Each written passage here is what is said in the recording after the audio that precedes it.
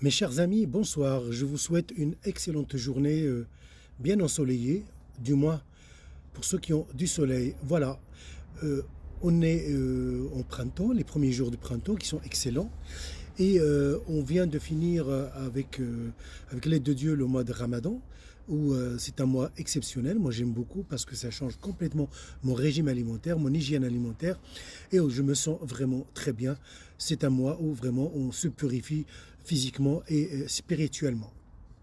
Pendant ce mois-là, j'ai suivi des lives de beaucoup de Marocains que j'aime beaucoup.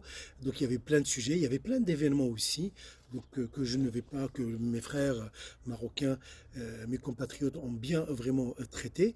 Moi, il y a quelque chose qui me fait peut-être parler aujourd'hui, c'est le projet du ministre de l'Information, pas de communication, hein, de l'information de notre voisin de l'Est, qui a dit qu'il veut envahir les réseaux sociaux, envahir toutes les plateformes pour se défendre et pour être vraiment conquérant. Bon.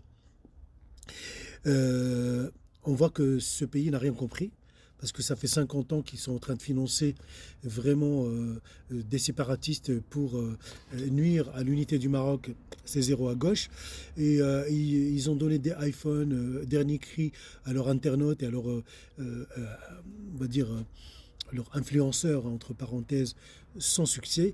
Ils ont alloué un grand budget il y a 3 ans sur, ils disent, la cinquième génération, leur petit vieux là, militaire là, qui a dit que voilà, donc pour lutter contre les ennemis, donc l'ennemi c'est nous, ça on a intégré ça. Et voilà. Et donc, maintenant, ils veulent vraiment envahir carrément, faire une razzia sur les réseaux sociaux. Et ils vont former, ils vont financer, ils vont tester, ils vont même peut-être donner des diplômes à ces. Mais ce qu'ils n'ont pas compris, ils n'ont rien compris. Ils n'ont pas compris que la libre entreprise, c'est ce qui fait le succès des Marocains. Les Marocains sur les réseaux sociaux ne sont pas financés par l'État. Ce n'est pas un régime communiste. La force de toute organisation, c'est la libre entreprise. Vous, c'est le régime communiste qui fait que vous voulez vraiment rassembler des gens, les financer et faire vraiment un projet d'État. Ben, ces gens que vous allez rassembler, ben, ils seront des fonctionnaires. C'est des fonctionnaires qui vont prendre des vacances, qui vont être en arrêt de maladie, congé de maternité, voilà, différentes raisons. Il va arriver en retard. Donc ça, c'est quand c'est financé, quand c'est public. C'est votre. Donc c'est ce qui fera votre faillite. C'est sûr que ça ne va pas marcher. Alors pourquoi ça marche chez les Marocains? Et pour ça marchera parce que le Maroc est un pays où l'État se superpose à la nation. L'État-nation. L'État et la nation ne font qu'un seul corps, un corps monolithe. Le Maroc est gouverné par lui-même, par sa monarchie qui est nous, qui est le monarque, qui est le roi, et nous. On ne forme qu'une seule entité monolithe. Donc, nous sommes à nation et État. Par contre, à côté, c'est quoi ce que j'ai appelé des. Il n'y a pas la nation. La nation n'existe pas parce que ce pays a été fabriqué de toutes pièces. Un Algérien de l'Ouest n'a rien à voir avec un Algérien du Sud, avec un Algérien de l'Est. Je ne pense pas que l'Algérien du Sud se sent concerné par ce qui se passe à Alger. Il y a une dislocation, il y a une fission voilà, dans ce système ils ont essayé de fabriquer une nation, mais la nation ne se fera jamais. Parce que le four dans lequel ils voulaient vraiment façonner cette nation, c'est un four qui n'est pas vraiment à la température adéquate. La température adéquate, c'est beaucoup de choses à mettre pour fabriquer, pour faire une nation, comme ce qu'ils ont fait les Américains. On appelle les États-Unis. Ce sont des États, mais ils sont unis. Tous les Américains, ils se sentent appartenir à la nation américaine, bien qu'ils soient morcelés en plusieurs nations. En Espagne, c'est pareil. Il y a un système régional qui a une autonomie vraiment poussée à l'extrême, mais ils se sentent tous espagnols, la nation espagnole. En Allemagne, c'est pareil. En France, c'est pareil. Donc c'est ça la nation. On peut être plusieurs organisations territoriales, mais on en appartient à une même entité qui s'appelle la nation. Ce n'est pas le cas des voisins parce que ce sont des entités ou des parcelles juxtaposées parcelle faite par la France qui a fabriqué cette entité à côté. C'est ces entités qui donnent ce pays qu'on appelle l'Algérie. C'est pour cela qu'il n'y aura jamais de solidarité entre les soi-disant citoyens de ce pays. Il y aura toujours chacun sans appartenir à une partie. C'est parce que c'est un système polycéphale. Il n'est pas monocéphale, il est polycéphale. Et ça, l'histoire le prouve.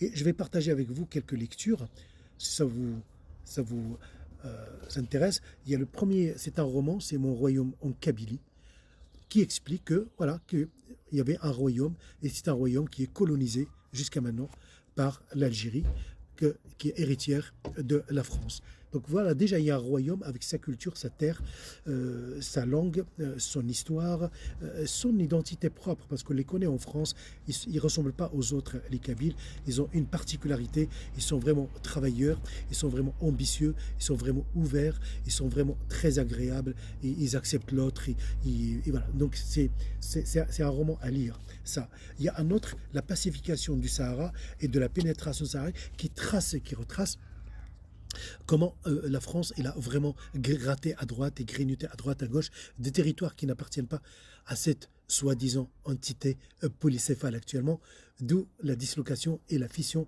dans ce pays. Il y a un autre qui est une référence d'Hubert Lyautey. Ce livre-là, il est excellent. Là, il est question d'expliquer les différentes, les protectorats, les invasions, les conquêtes, etc.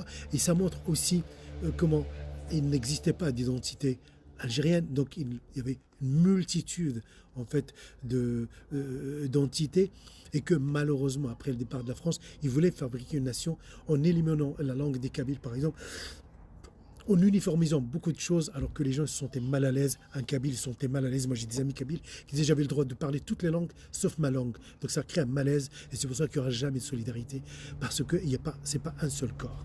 Et le dernier livre d'un écrivain que j'aime beaucoup, c'est que Bernard Lugon, qui a écrit une quarantaine de livres, 39 ou juste, jusqu'à maintenant, ce que j'ai compté, et qui parle histoire des Algéries. Et c'est un livre qui est très... Je vous le conseille, j'ai commencé à le lire, et tout ça, je fais un clin d'œil à un ami très cher, à qui reviendront ces livres, parce que j'avais promis. Mais voilà, donc c'est un livre oui, où l'historien Bernard Lugon qui nous explique qu'il n'y a pas un seul État algérien ou une seule entité algérienne, il y en a plusieurs. Donc le pouvoir actuel qui est vraiment un pouvoir qui appartient à une Algérie est en train de gouverner les autres Algéries. Et c'est pour ça qu'on a eu la décennie noire, on a eu l'assassinat d'un président, on a eu vraiment toujours des emprisonnements, il y a des généraux qui sont en prison et d'autres qui sont au pouvoir et d'autres qui sont en fuite. Donc vous voyez, il y a même leur opposition, c'est pas une opposition, c'est une opposition. Chaque opposition, elle est pas opposée à la doctrine, elle est opposée juste parce que l'autre partie elle est au pouvoir. Donc voilà, donc, comme s'ils font la queue, hein, qui gouvernera, et donc c'est les chaises musicales, mais sans vraiment consentement, ça se fait dans la violence. Donc ce livre-là, il est très très intéressant. Je vous le conseille, je fais pas de la publicité, parce que je ne connais pas le type, donc je n'ai pas à le connaître, mais je connais ses ouvrages, j'en ai d'autres, mais voilà, c'est un livre que je vous conseille, et qui va vraiment vous expliquer énormément de choses. Donc j'espère que s'il y a des commentaires, que je demande à ceux qui m'écrivent, qui sont des Algériens, sortez de ces phrases toutes faites, toujours la même chose, on dirait qu'il n'y a pas autre chose. Vous broutez dans la même ferme avec les mêmes détritus, vous sortez toujours les mêmes choses, vous parlez des choses même en dessous de la ceinture, alors que parmi vous, il y a des gens, des intellectuels, j'en ai des amis, mais sortez de ça. Vous ne glorifiez pas votre appartenance à un des clans ou à une des Algéries à laquelle vous pensez appartenir. Je vous souhaite vraiment un excellent week-end et je vous dis à bientôt, mes chers amis.